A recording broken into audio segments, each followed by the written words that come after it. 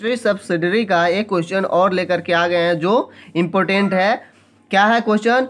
1947 ईस्वी में भारत विभाजन के कारणों की विवेचना करें। आखिर भारत देश जो है वो विभाजन क्यों हुआ? जब देश आज़ाद हो गया तो क्यों विभाजन हुआ? इनके कारणों को हम लोग क्या करेंगे? विवेचना करेंगे। उस पॉइंट को आप लोगों को ध्यान में रखना है। ये क्वेश्चन इसलिए इम्पोर्टेंट हो सकता है क्योंकि ये भारत के विभाजन का जो उस समय कारण था वो जानना बच्चों के लिए जरूरी है। तो चलिए हम लोग स्टार्ट करते हैं। देश के विभाजन हेतु निम्नांकित परिस्थिति ही मुख्यतः उत्तरदायी थी जिनके कारण देश का विभाजन हुआ। विभाजन हेतु उत्तरदायी परिस्थितियां इस प्रकार थी। क्या था? मुस्लिम लीग की पाकिस्तान की मांग। मुस्लिम लीग जो भी थे वो पाकिस्तान की मांग कर रहे थे। अंग्रेजों ने सन 1857 ईस्वी की क्रांति के पश्चात भारत में फूट डालो एवं राज करो की नीति अपनाई। साथ ही उसने मुसलमानों को बढ़ावा देना प्रारंभ किया था। उन्हें विश्वास में लिया। अंग्रेजों द्वारा हिंदुओं और मुसलमानों की आपस में लड़ाई की नीति को प्रोत्साहन दिया गया। फलतः 20वीं शताब्दी के आरंभ में मुसलमान राष्ट्रीय धारा से पृथक होने लगे। सन 1906 ईस्वी में मुस्लिम लीग की स्थापना हुई। धीरे धीरे मुस्लिम नेताओं के हृदय में यह बात बैठ गई कि यदि कांग्रेस के नेतृत्व में भारत को स्वतंत्रता मिली तो यहाँ पर मुसलमानों के हितों की रक्षा नहीं हो पाएगी तथा मुसलमान हिंदुओं से पृथक हो जाएगा। मुस्लिम लीग ने पाकिस्तान की मांग तेज कर दी। फलतः भारत का विभाजन अवश्यंभावी हो गया। देखिए एक प्रकार के अगर आप सुन भी लेते हैं तो एग्जाम बहुत नज़दीक है, आप जा करके उसको लिख सकते हैं। अभी सुनते हैं, बस ध्यान में रहेंगे। पॉइंट क्या है? पहला, मुस्लिम लीग के पाकिस्तान की मांग। अब मुस्लिम लीग का असहयोग क्या है कि सन 1946 ईस्वी में कैबिनेट मिशन भारत आया। कांग्रेस तथा मुस्लिम लीग ने कैबिनेट मिशन योजना को स्वीकार कर लिया। जब तत्कालीन वायसराय लॉर्ड वालवेल ने पंडित जवाहरलाल को अंतरिम सरकार के निर्माण हेतु आमंत्रित किया तो लीग ने अंतरिम सरकार में सम्मिलित न होने की घोषणा की। 16 अगस्त 1946 ईस्वी को लीग ने विरोध दिवस मनाया। परिणाम स्वरूप यह हुआ कि सांप्रदायिक दंगे आरंभ हो गए। 2 सितंबर 1946 को जवाहरलाल नेहरू के नेतृत्व में अंतरिम सरकार बनी। भारत में लीग इसमें सम्मिलित नहीं हुए, परंतु कुछ समय पश्चात प्रशासन ने बाधा डालने के लिए लीग ने आंतरिक सरकार में शामिल होना स्वीकार कर लिया। इसके पश्चात भारत के संविधान निर्माण हेतु संविधान सभा के बनने का प्रश्न आया तो लीग ने इसका विरोध किया। अतः भारत और पाकिस्तान के लिए 2 पृथक पृथक सभाएं बनी। सभा 2 बन गया, 2 सोचने वाले। तो इस तरह से भारत का विभाजन होना धीरे धीरे संभव हो गया।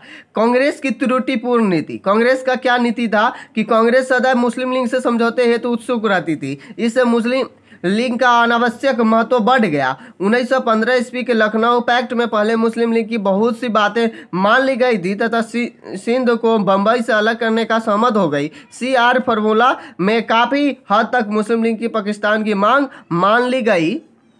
अगला पॉइंट है कांग्रेस की भारत को शक्तिशाली बनाने की इच्छा। कांग्रेस की भारत को शक्तिशाली बनाने की इच्छा। कांग्रेस क्या चाहते हैं कि भारत शक्तिशाली बने। मुस्लिम लीग की कार्रवाई से स्पष्ट हो गया कि वो कांग्रेस से किसी प्रकार सहयोग नहीं करेगी तथा तोड़ फोड़ की नीति अपना आएगी। इससे केंद्र कमजोर रहेगा। इसलिए सरदार पटेल ने कहा था कि बंटवारे के बाद ही कम से कम 75% या 80% भाग को शक्तिशाली बना सकते हैं, शेष को मुस्लिम लीग बना सकते हैं। ऐसी दशा में कांग्रेस को विभाजन स्वीकार करना पड़ा। ब्रिटिश सरकार की सांप्रदायिक नीति क्या था?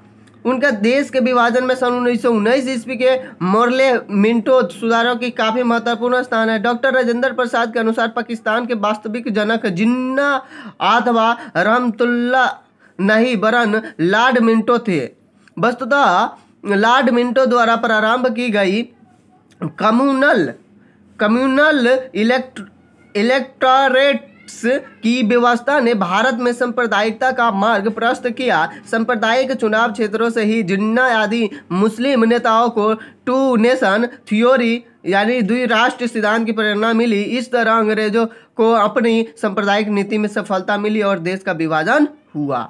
अगला जो पॉइंट है अंतरिम सरकार की असफलता। अंतरिम जो सरकार बनाए गए उनका असफल रहे। पटेल और नेहरू को अंतरिम सरकार में मुस्लिम लीग की नीति को देखकर दुख हुआ। ऐसी परिस्थिति में पटेल ने कहा कि यदि शरीर का एक भाग खराब हो जाए तो शीघ्र हटा ना ठीक है ताकि सारे शरीर में जहर न फैले। मैं मुस्लिम लीग से छुटकारा पाने के लिए भारत का कुछ भाग देने के लिए तैयार हूँ।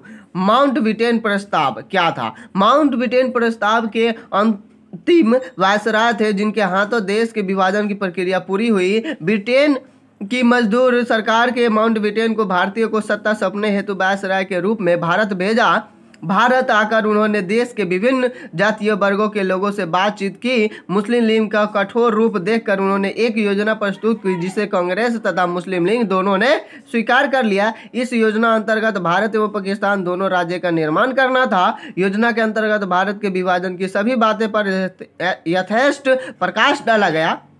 निष्कर्ष क्या निकलता है इन सभी कारणों से? संक्षेप से इस प्रकार स्पष्ट है कि भारत का विभाजन कोई आकस्मिक घटना नहीं थी। इसके लिए काफ़ी समय से भूमिका तैयार की जा रही थी। ब्रिटिश शासकों ने सांप्रदायिक अलगाव की नीति द्वारा हिंदू तथा मुसलमान दोनों सांप्रदायिक में भेदभाव की खाई को धीरे धीरे बढ़ाया, जिसके फलस्वरूप भारत का विभाजन हुआ। यानी कि आज़ाद होना सब चाह रहे थे, परंतु आज़ादी मिलने के बाद ये सब पहले ही से प्लान बना रखे थे या करते थे, प्लानिंग करते थे कि हम लोग अलग समुदाय में रहेंगे, मतलब अपना एक राष्ट्र होगा और उन लोगों का अलग होगा, यानी बंटवारे की बात सोच रहे थे। तो ये पहले से ही प्रक्रिया चल रहा था 1907 और 1900 के पश्चात। तो इस के अनुसार देख सकते हैं कि कारणों आपको याद रखना है, जिनमें से पहला कारण हम आप लोगों को बताए थे मुस्लिम लीग पाकिस्तान की मांग, दूसरा था मुस्लिम लीग असहयोग, कांग्रेस की त्रुटि नीति, तीसरा था चौथा कांग्रेस की भारत की शक्तिशाली बनने की इच्छा, और पांचवा जो था ब्रिटिश सरकार की सांप्रदायिक नीति, छठा अंतरिम सरकार की असफलता, और सातवां जो माउंटबेटन प्रस्ताव जो था वही भारत को वही दस्तावेज के रूप में तैयार हुआ और भारत पाकिस्तान अलग हो गए। तो इन कारणों को आपको ध्यान में रखना है। तो और लिख करके अगर क्वेश्चन आते हैं तो आना है। Thank you for watching. फिर मिलते हैं नेक्स्ट वीडियो में।